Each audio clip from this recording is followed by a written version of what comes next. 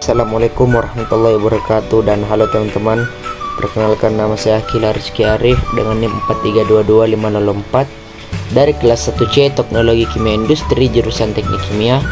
Jadi pada kesempatan kali ini saya akan menjelaskan atau memaparkan materi mengenai usaha mekanik, energi, dan listrik. Nah, ada pula daftar isi yang akan saya jelaskan pada PowerPoint ini, yaitu pertama adalah apa itu usaha, yang kedua apa itu usaha mekanik, yang ketiga apa itu usaha energi, dan yang terakhir apa sih itu usaha listrik. Nah, yang pertama, apa sih itu usaha? Jadi dalam konteks fisika, usaha adalah sebuah hasil kali gaya yang diberikan kepada sebuah benda dan perpindahan benda tersebut ke arah gaya. Dengan kata lain, usaha merupakan energi yang dialirkan untuk menggerakkan suatu benda dengan gaya tertentu, yang mana rumus usaha itu biasa dinyatakan sebagai berikut, yaitu W sama dengan F dikali S dikali cos theta.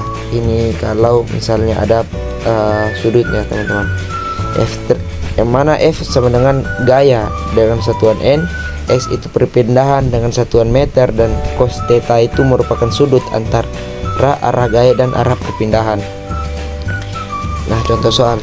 Jadi sini jawabannya tidak terketik teman-teman karena ada kesalahan, jadi saya tulis sendiri.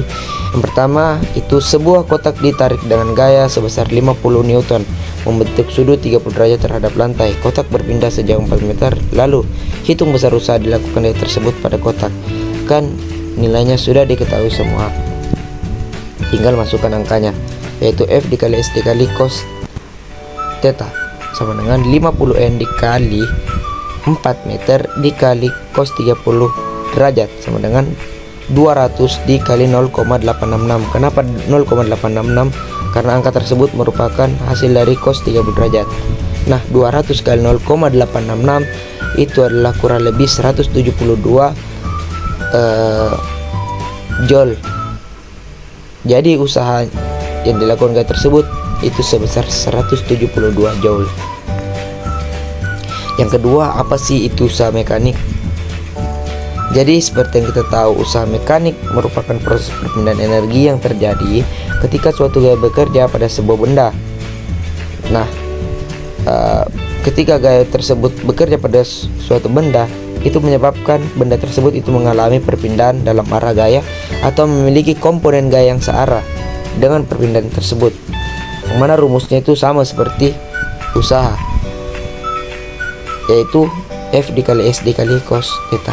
Namun untuk usaha mekanik ini terkadang banyak pertimbangannya, ada misalnya kayak koefisien gaya geseknya tergantung di lantai licin atau lantai kasar.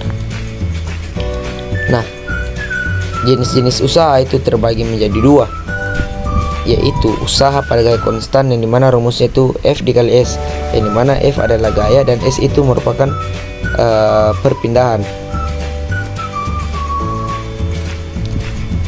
Nah, yang kedua, usaha pada gaya yang berubah. Jadi usaha pada gaya berubah ini rumusnya sama dengan integral S1 S2 Fs ds, yang dimana Fs nya itu merupakan gaya sebagai fungsi posisi atau perpindahan, S itu perpindahan, dan S1 itu posisi awal sebuah benda, dan S2 nya itu merupakan posisi akhir benda.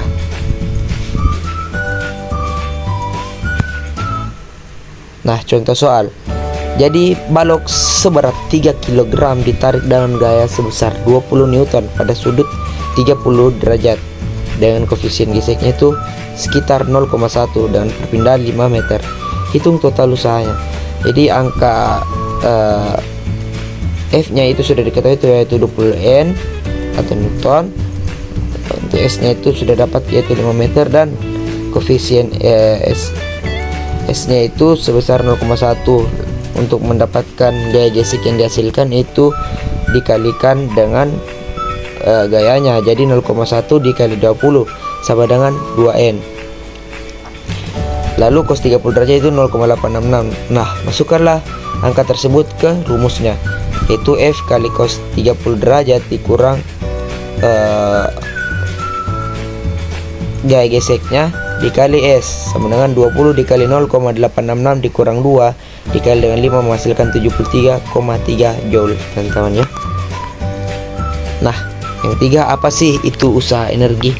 Jadi, usaha energi merupakan sebuah konsep fundamental dalam fisika yang menjelaskan hubungan antara gaya yang bekerja pada suatu benda dan perubahan energi yang terjadi pada benda tersebut. Ketika suatu gaya bekerja pada benda dan menyebabkan perpindahan, gaya tersebut melakukan usaha, dan energi ini terbagi menjadi tiga, yaitu energi kinetik, energi potensial, dan energi mekanik. Mari kita jelaskan apa sih energi kinetik.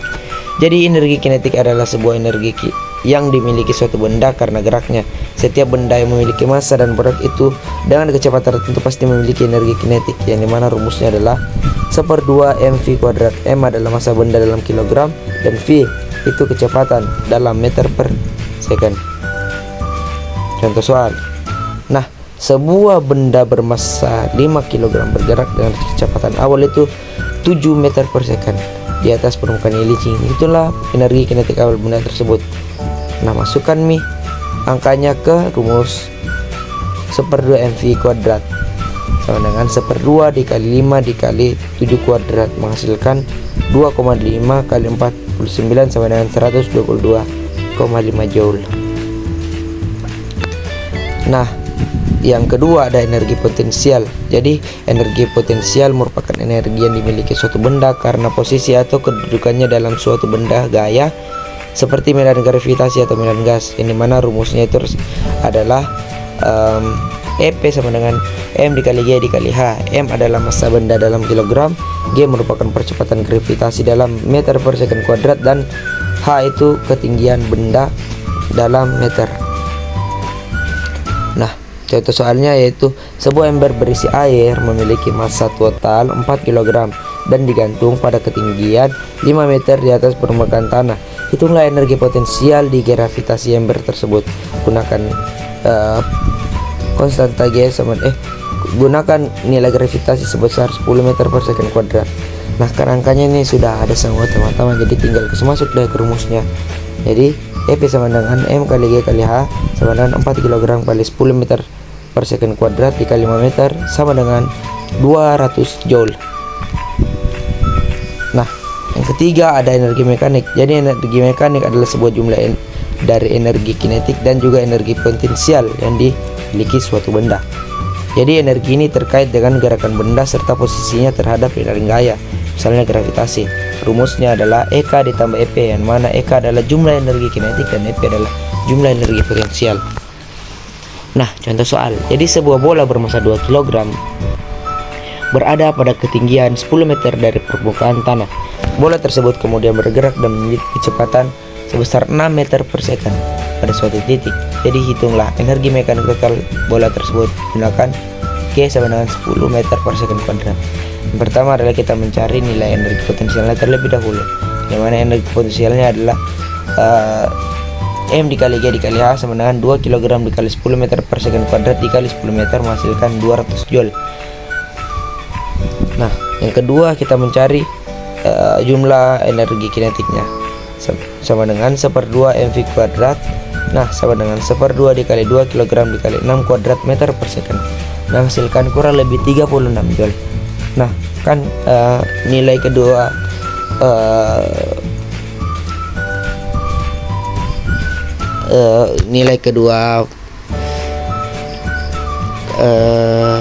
rumus tersebut itu sudah didapatkan, jadi tinggal dimasukkan nilainya. Sama dengan EM itu sama dengan EK ditambah P sama dengan 200 Joule ditambah 36 Joule sama dengan 236 Joule. Jadi energi mekaniknya sebesar 236 Joule. Yang terakhir, apa sih itu usaha listrik? Nah, jadi energi listrik adalah sebuah energi yang timbul akibat adanya aliran muatan listrik elektron dalam suatu rangkaian. Nah, ketika elektron tersebut bergerak melalui penghantar karena adanya beda potensial atau tegangan, maka terjadi aliran arus listrik yang membawa energi. Di mana rumus energi listrik itu biasa dinyatakan sebagai berikut, yaitu E sama dengan V dikali I dikali T, yang mana V adalah tegangan dalam satuan volt, I adalah arus listrik dalam satuan ampere, dan T adalah waktu dalam satuan detik. Nah, contoh soalnya itu sebuah lampu listrik dihubungkan dengan sumber tegangan sebesar 12 volt dan dialiri arus sebesar 0,5 ampere selama 4 menit. Nah, hitunglah energi listrik yang digunakan pada lampu tersebut. Yang pertama, kita konversi menitnya sebesar 4 menit itu ke detik,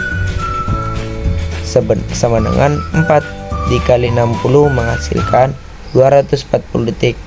Nah, ketika nilai waktunya sudah dapatkan, tinggal kasih masuk nilainya ke rumus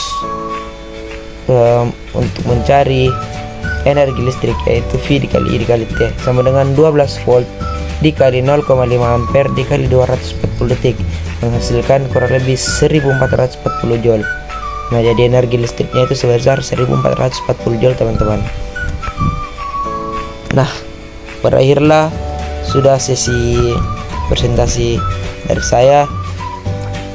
Banyak sekali kekurangan pada PowerPoint saya dan cara saya menjelaskan itu mohon dimaafkan. Wabillahi taufiq wal hidayah. Wassalamualaikum warahmatullahi wabarakatuh.